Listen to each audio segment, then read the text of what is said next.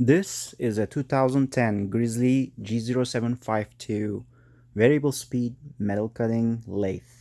This machine is currently available for sale, and this video is going to be a walkthrough of the machine so you can see the condition of the machine that you would be purchasing.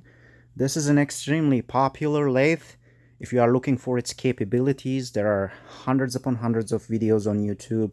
I'm not planning to make an hour-long video giving you a review of the machine. Chances are if you are here, you already know what you are looking for. Alright, I'm going to go ahead and start at the headstock. This machine is equipped with a 3-phase motor, and it has a delta variable frequency drive. So that gives you infinitely variable speed. It's got 3 belt positions, and it's equipped with a link belt.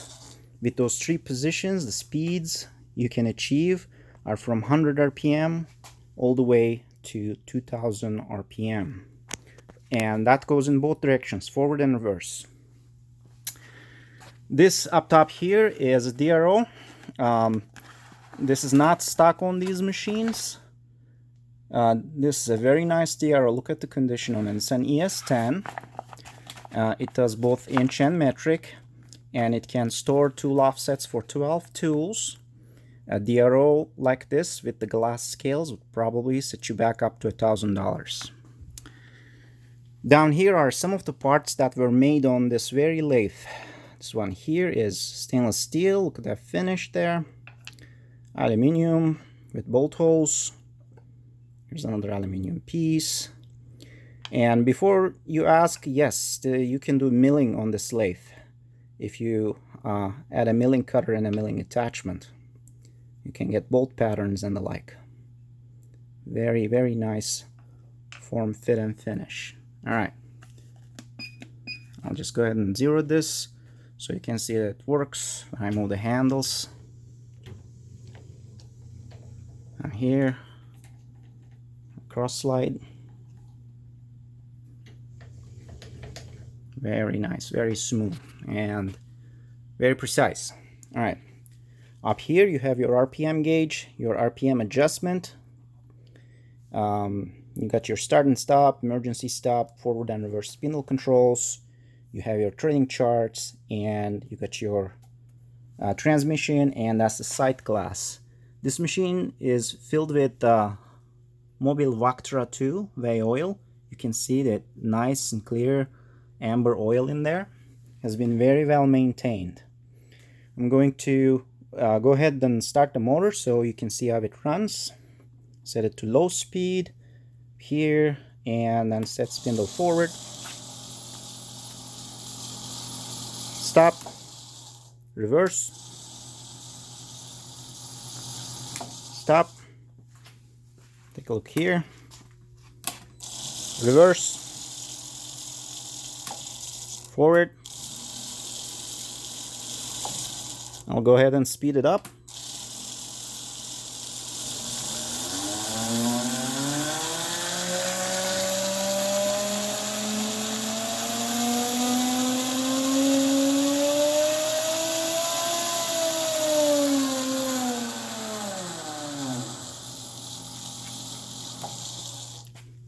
This is your lead screw.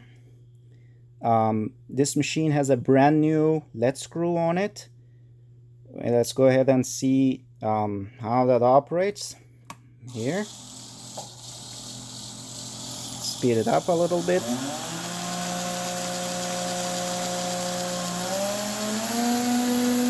Forward. Back. Low gears. High gears.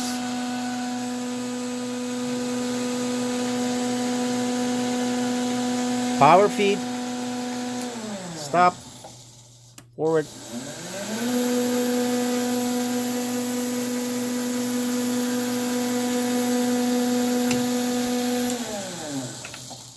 Okay, there we go. There's your threading dial,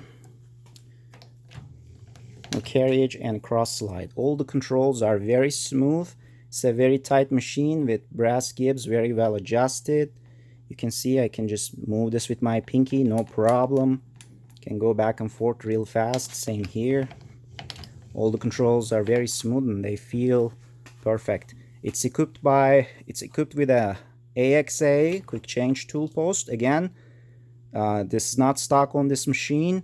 That makes your tool changes a breeze. Okay, and with this you can number your tools and you can program them in your DRO, and then you swap your tool until your tool number, and boom, all your settings are remembered, which is amazing. You don't have to mess with shims or anything like that. It's going to save you incredible amount of time.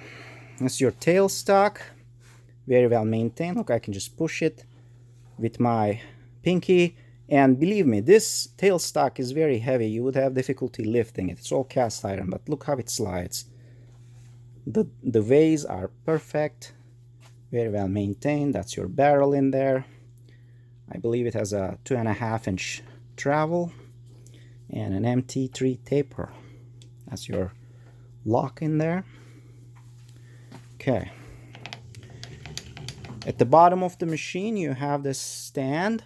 This is cast iron, very tough. They are very heavy. Got another one here. This is the stand that's actually meant for this machine. It's not something that's been welded together as an afterthought, so it's a bolt-on. If you purchase this machine, you will also get the stand that goes with it and the chip tray here. The only thing you would not be getting are these metal bars that you see on the floor, because they belong to the building. They don't belong to the lathe. Okay, so the metal bars, the white metal bars stay. You're going to get everything starting from the cabinet and upwards. All right. I have a small piece chucked here just so I can show you how it cuts. I believe this is 7075 aluminum. So let's go ahead and take a cut from this. Start with a facing cut.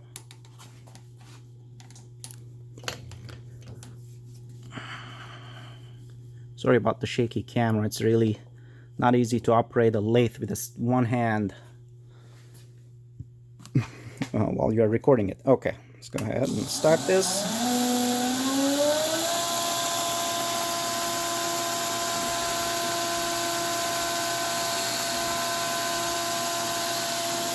Start with a facing cut.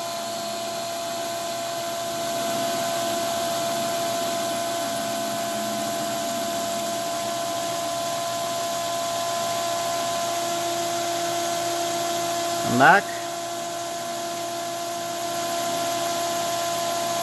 Let's put it on power feed.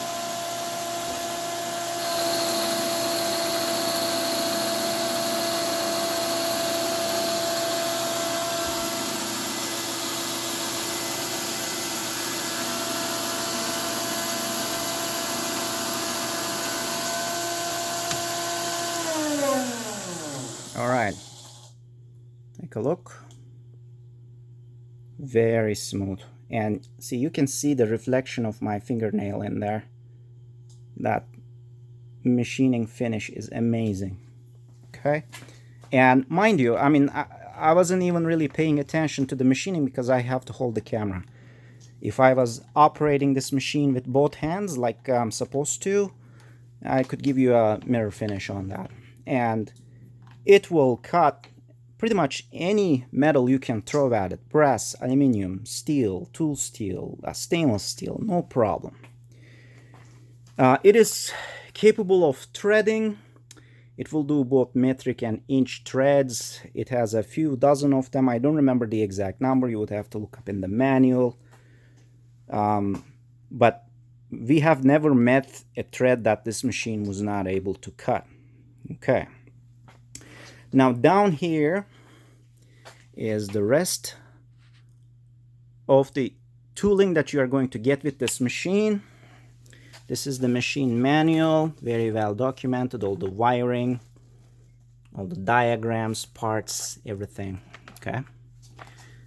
This is your 8-inch faceplate. It's in packaging. We don't use faceplate, so it never got open, but that's in there. This is an extra 1 to 4 low gearing kit that allows you to drop your minimum RPM from 100 RPM to 25 RPM. And that becomes handy if you have a really large part, like you are trying to make a pulley or something, and you need to part it. You can use the low gearing. Okay. These are your change gears. These are all metal. Okay. They are not plastic like you would find in lesser lathes. All steel gears. You have the complete set here. This you're going to get with this lathe as a bonus. This is a curve cutter. You put this in your quick change tool post, and it allows you to cut fillets, and you can also cut bowls with it.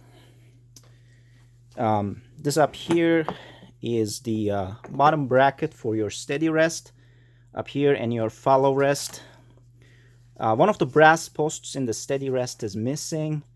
That probably dropped during the move, but these are really easy to find, and they are very affordable. You can easily supply a new set, or you can make your own on the machine. That would be even cheaper. You are going to get a 3-jaw chuck up here. It's going to come with 2 sets of jaws. These are the reverse jaws. These are the forward jaws. This part here is really nice. This was actually, all of this you see here was made on this lathe. This is a Mt5 Taper that allows you to mount a smaller chuck on this lathe, a shoreline style. So if you have a shoreline TIG or Unimat or one of those smaller lathes, you can put this in the spindle and you can mount one of those really small chucks, and then you can get very precision work if you are trying to make very tiny parts like clock parts. These are your chuck keys. We have 2 of them. The second one is a bonus. Here are your dead centers. This is a MT4 and a 5, I believe, or it's actually an MT3 and a 4, sorry. And presto, you are going to get 13 tool holders that go with the quick change tool post. Okay. Now, you are not going to get the tools that are in them, the cutting tools, the carbides. You are going to get the tool holders only. Okay. Now you can use your selection of tooling. This one, for example, has a threading tool in it, and this one has a knurling tool in it. This one here, this one is a parting tool. Okay, there we go. And these all use replaceable inserts, so you don't have to learn how to grind tool bits for your lathe, which is not fun, trust me. It's an art and a science and a job. Just use replaceable inserts. It makes your life a lot easier. So, the machine is under power. It is available for inspection. And if you are interested, here's the contact information for this machine. Oops, upside down. There you go. Write to this email, and we are going to get you taken care of. If you do purchase this machine, the equipment weighs close to 1,000 pounds with the stands and everything. It comes apart in 3 pieces. The chuck comes apart, the lathe, and the stand. You are going to want to bring some kind of a utility trailer. The U-Haul utility trailers work really well. I'm not sponsored by U-Haul or anything. It's just what I know works. You can rent one of those, or you can bring your own. We have a engine hoist available, so you can use that while you are here to lift it and put it on your truck bed. When the machine is actually offered for sale, it is going to get moved close to a garage door, and then you will be able to back up your vehicle in there and load it up. So there you have it. Thank you.